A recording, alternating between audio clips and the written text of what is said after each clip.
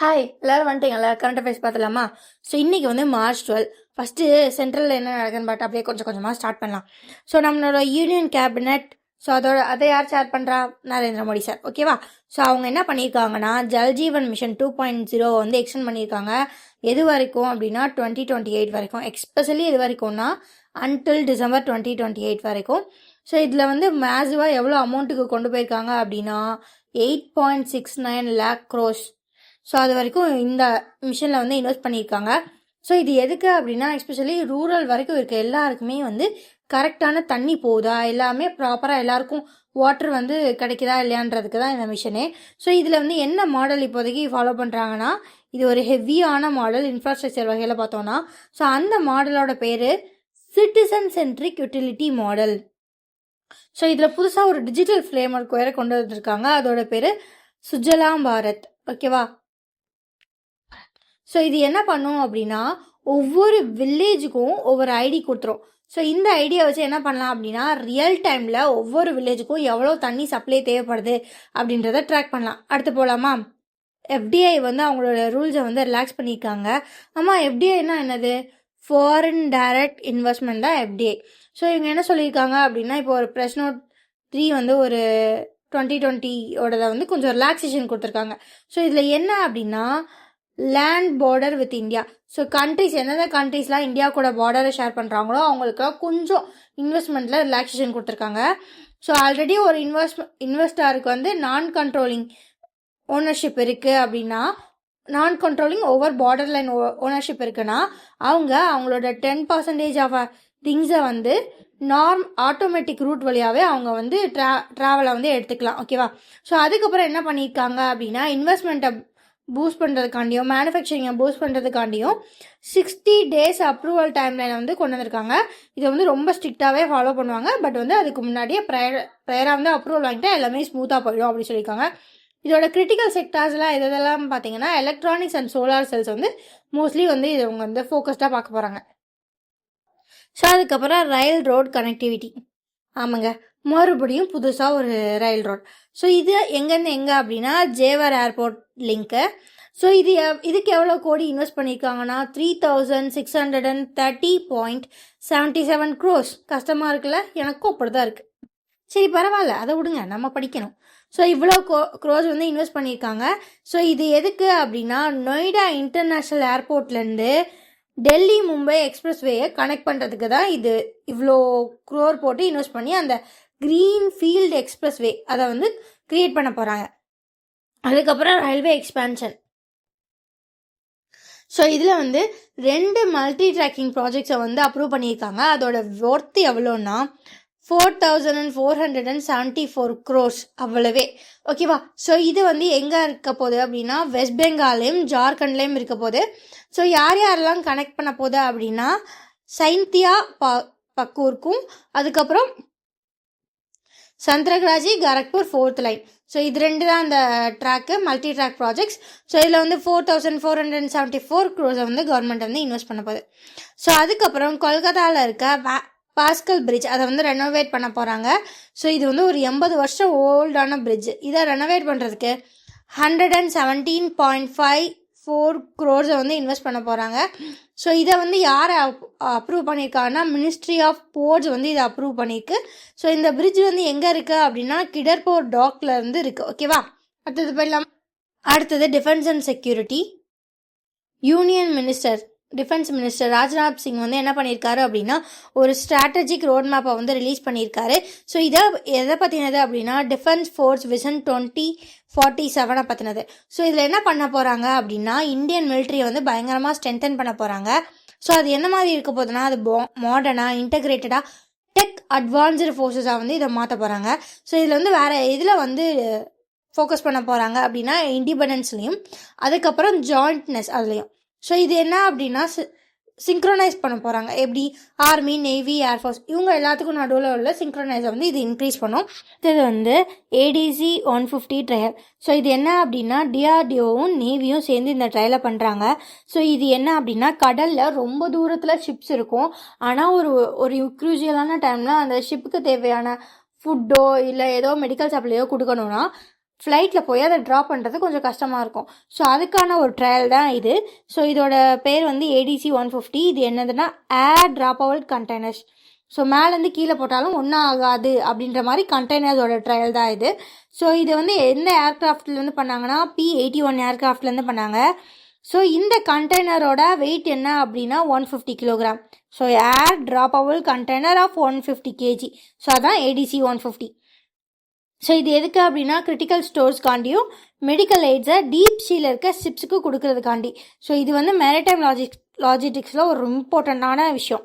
So அதுக்கப்புறம் இன்றைக்கி தான் மார்ச் 10 வந்து என்ன அப்படின்னா CISFோட ரைசிங் டே செலிப்ரேட் பண்ணியிருக்காங்க. இது வந்து 57th anniversary. CISFனா central industrial security force. So இவங்க தான் ஏர்போர்ட்ஸு, நியூக்ளியர் இன்ஸ்டலேஷன், இந்த மாதிரியான கிரிட்டிக்கலான ப்ராடக்ட்ஸ் எல்லாம் இவங்க தான் வந்து ப்ரொடெக்ட் பண்ணுறாங்க. ஓகேவா? அடுத்து பேங்கிங் அண்ட் எக்கனாமி போயிடலாமா? ஓகே. ஸோ யூஎஸும் ரிலையன்ஸும் 300 பில்லியனுக்கு ஒரு பெரிய டீல் போட்டிருக்காங்க. So US president Donald Trump வந்து இந்த டீலை வந்து கன்ஃபார்ம் பண்ணியிருக்காங்க. ஆமாப்பா நாங்கள் பண்ணியிருக்கோம் அப்படின்னு. ஸோ இது என்ன டீல் அப்படின்னா போர்ட் ஆஃப் ப்ரவுன்வெல்லியில் டெக்சாஸில் இருக்குது. ஸோ இங்கே என்ன அப்படின்னா இங்கே ஒரு யூஎஸ் ஆயில் ரிஃபைனரி இருக்குது. 1977 இது அங்கே வந்து இருக்குது. ஸோ கடந்த 50 வருஷமாக இவங்க வந்து டொமஸ்டிக்கில் மட்டும்தான் கான்சென்ட்ரேட் பண்ணிட்டு இருந்தாங்க ஆயில் ரிஃபைனில். ஸோ இப்போ தான் ஒரு இன்டர்நேஷ்னலாக நம்ம ரிலையன்ஸ் கூட சேர்ந்து ஒரு 30 பில்லியன் டீலுக்கு வந்து உள்ளே வந்திருக்காங்க. ஸோ இந்த ரிலையன்ஸ் இண்டஸ்ட்ரி வந்து இந்த 30 பில்லியன் வந்து உடனே தூக்கியெல்லாம் கொடுக்காது. கொஞ்சம் கொஞ்சமாக கடந்த அடுத்த 20 வருஷத்துக்கு கொஞ்சம் கொஞ்சமாக இந்த டீல் வந்து ப்ராசஸ் ஆகிட்டே இருக்கும். ஸோ இது வந்து அமெரிக்கன் ஷேல் ஆயிலுக்கான ஒரு டீல். ஓகேவா? RBI வந்து டிவைடண்ட் ஃப்ரேம்வொர்க்னு ஒன்று கொண்டு வந்திருக்காங்க. ஸோ இது படி என்ன அப்படின்னா அடுத்து ஃபினான்ஷியல் இயர் 27 அதாவது 2027 பேங்க்ஸ் வந்து அவங்களோட 75% ஆஃப் த ப்ராஃபிட்டை வந்து டிவைடன்ஸாக வந்து கொடுக்கலாம், பே அவுட் பண்ணலாம் அப்படி வந்து சொல்லியிருக்காங்க. ஓகேவா? ஸோ இது எதுக்கு அப்படின்னா நெட் என்பிஏவையும் லோவாக வச்சுக்கிறதுக்கு, அதுக்கப்புறம் வந்து ஹை கேபிட்டல் அக்யூரன்சி ரேஷியோவை மெயின்டைன் பண்ணுறதுக்கு. ஓகேவா? யூனியன் டெக்ஸ்டைல் மினிஸ்டர் அவர் பேர் என்ன, கிரிராஜ் சிங், அவர் என்ன பண்ணியிருக்காரு அப்படின்னா ஒரு ரிப்போர்ட் ரிலீஸ் பண்ணியிருக்காரு. இது எதை பேஸ் பண்ணது அப்படின்னா டெக்ஸ்டைல் வேஸ்ட் வேல்யூ செயினை பேஸ் பண்ணது.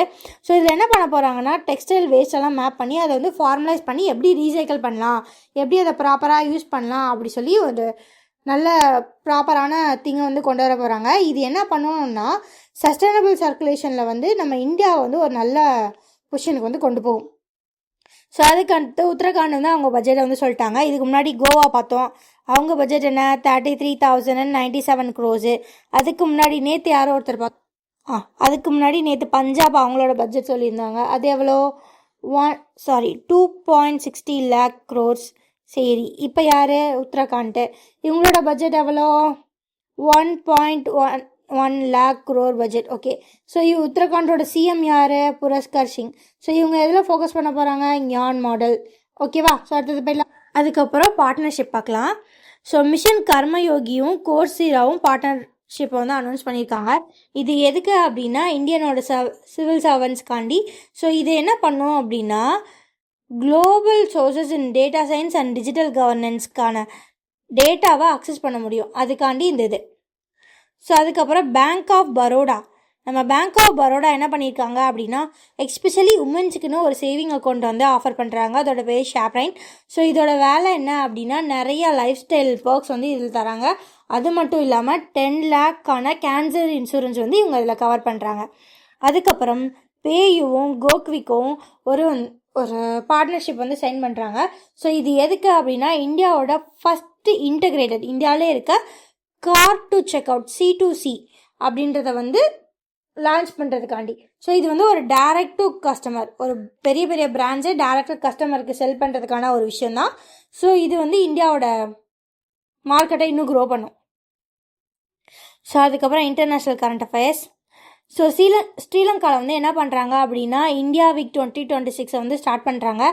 எங்கே அப்படின்னா கொலம்போவில் இன்னையிலேருந்து ஆரம்பிக்குது. அது என்ன கிக்ட் ஆஃப் அப்படின்னா அஃபிஷியலி ஸ்டார்டட் அப்படின்னு அர்த்தம். ஓகேவா? ஸோ இந்தியாவும் ஸ்ரீலங்காவும் அவங்களோட அவங்களோட எக்கனாமிக் டைஸை வந்து செலிப்ரேட் பண்ணுறதுக்காண்டி இந்த வீக் வந்து செலிப்ரேட் பண்ணுவாங்க. அதுக்கப்புறம் இந்தியா உஜ்பெகிஸ்தான் ட்ரேட். ஸோ இந்தியாவும் உஸ்பெகிஸ்தானும் இதுக்கு முன்னாடி எதில் பார்த்தோம் ட்ரேடை வந்து ஸ்டார்ட் பண்ணுறாங்க அப்படின்னா நியூராசிட்டிக்கல் அண்ட் ஃபார்மா எக்ஸ்சேஞ்ச்காண்டி. ஸோ ஒரு நல்ல சப்ளை செயின் வந்து மெடிக்கல் இண்டஸ்ட்ரியில் இருக்கணுன்றதுக்காண்டி இவங்க வந்து சைன் பண்ணியிருந்தாங்க. ஸோ இதுக்காண்டி உஸ்பெகிஸ்தானோட ஹெல்த் மினிஸ்ட்ரிக்கும் அதுக்கப்புறம் இந்தியாவில் உள்ள நியூட்ரிஃபைட் டுடே, இது வந்து ஒரு பெங்களூர் பேஸ்டு ஃபார்மா கம்பெனி, இவங்க 2 பேருக்கும் ஒரு எக்ஸ்சேஞ்ச் நடந்திருக்கு. ஓகேவா, ஃபார்மலைஸாக ஸ்டார்ட் பண்ணிட்டாங்க. ஸோ இது எதுக்காண்டி அப்படின்னா நியூராசிட்டிக்கல் அண்ட் ஃபார்மா எக்ஸ்சேஞ்ச்காண்டி. அதுக்கப்புறம் எய்ம்ஸும் இஸ்ரோவும் வந்து எம்ஓயு சைன் பண்ணுறாங்க. எதுக்கு சைன் பண்ணுறாங்க அப்படின்னா ஒரு கிராவிட்டி கம்மியான இடத்துல ஹியூமன் பாடி எப்படி இருக்கும் அப்படின்றத ஸ்டடி பண்ணுறதுக்காண்டி இந்த எம்ஓயு. ஸோ இது வந்து medical research for human space ஃப்ளைட்காண்டி, எக்ஸ்பெஷலி ஞானயான் மிஷன் அதில் தான் நம்ம வந்து பீப்புளை வந்து அவுட்டர் ஸ்பேஸுக்கு அனுப்புகிறோம். ஸோ அதை லெவலில் பீப்புளோட ஹெல்த்தை மானிட்டர் பண்ணுறதுக்காண்டி இந்த ரிசர்ச் வந்து ஸ்டார்ட் ஆயிருக்கு. ஸோ அதுக்கப்புறம் இந்தியா ஃபின்லாண்ட் பார்ட்னர்ஷிப். ஸோ இவங்க வந்து ஆல்ரெடி பார்த்தது தான். ஃபின்லாண்டோட பிரசிடெண்ட் அலெக்சாண்டர் ஸ்டப் வந்து இந்தியாவுக்கு வந்திருந்தார்ல, ஸோ அப்போது இதை வந்து சைன் பண்ணியிருக்காங்க. இது எதுக்கு அப்படின்னா நம்மளுக்கும் ஃபின்லாண்டுக்கும் இப்போ இருக்கிற ட்ரேடை விட இந்த ட்ரேடை வந்து பயலேட்ரலாக டபுள் பண்ணணுமா, எதுக்குள்ளே 2030க்குள்ளே. ஸோ அதுக்காண்டி தான் இதை வந்து சைன் பண்ணியிருக்காங்க.